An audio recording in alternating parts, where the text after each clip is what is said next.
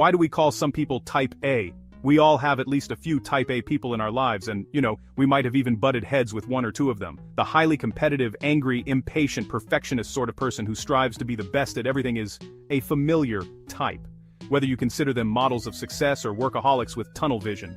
I tell my students, they call it type A, not type B. For a reason, Susan Whitbourne, a psychologist based at the University of Massachusetts Amherst, tells Mental Floss, you want to be type A+ if you're type A.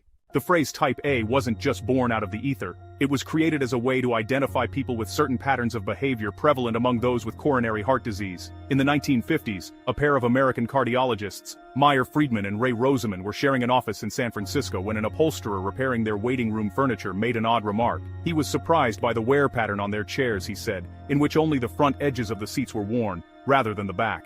Patients were literally waiting on the edges of their seats for their name to be called, rather than reclining comfortably toward the back. At first the pair were too busy to take much note of the upholsterer's comments, but in the mid-1950s, they began looking at the literature around coronary heart disease and wondering if something other than diet, which was then painted as the most significant culprit, might be playing a part.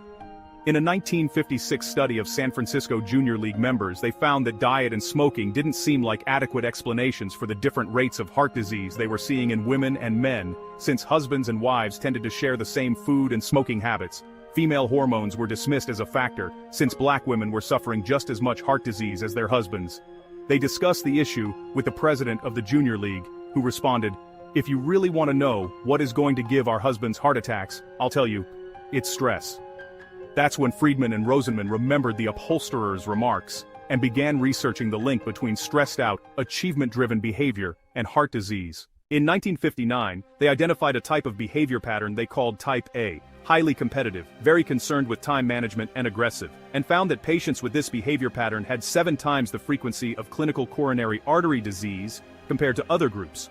The pair also created a type B label, which basically encompassed behaviors and attitudes that weren't defined as type A. People with type B behavior were easygoing and enjoyed lower levels of stress. And while they may have been just as ambitious and driven, they seemed more secure and steady. The pair wrote a popular 1974 book about their research, Type A Behavior and Your Heart, which helped spread their ideas in the general consciousness. And while their initial emphasis was on behavior patterns, not entire personalities, the public quickly began referring to Type A and Type B personality types. Over the next few years, researchers began accepting that there could be a link between Type A behaviors, especially hostility, and lethal heart failure. The picture of the fuming man with high blood pressure who succumbs to a rage-induced heart attack isn't just a cliché, Whitbourne says.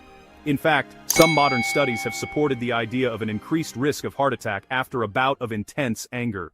But as time went on, researchers began to notice quite a few problems in the Type A, Type B paradigm. In part, this was because our understanding of coronary heart disease improved, and doctors and physiologists began to better understand how diet, physical activity, genetics, and the environment relate to blood pressure and cholesterol.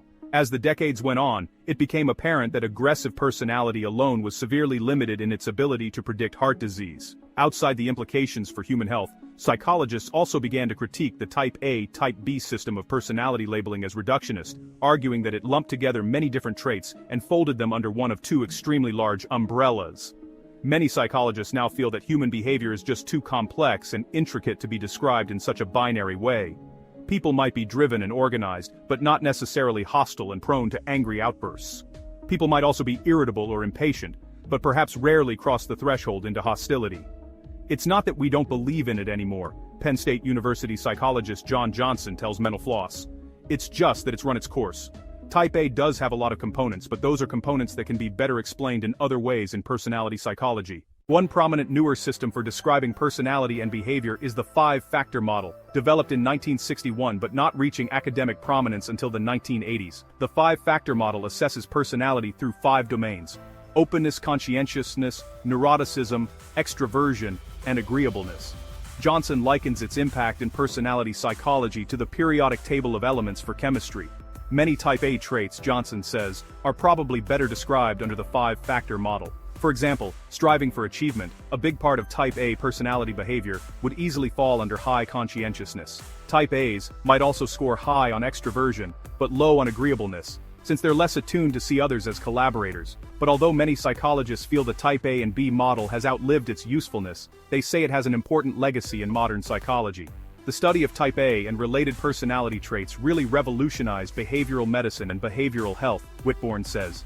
There are many psychologists that look at behavior and health hand in hand, and much of this work has a foundation in what type A pioneered, according to Whitbourne. So if many psychologists, not to mention cardiologists, feel the framework is outdated, why do we still call people type A? According to Johnson, one of the biggest reasons probably has to do with how easy it is to recognize. We all know people who are very driven and single-minded about achieving something, but they don't treat other people very well, he says. It's a familiar thing to most of us.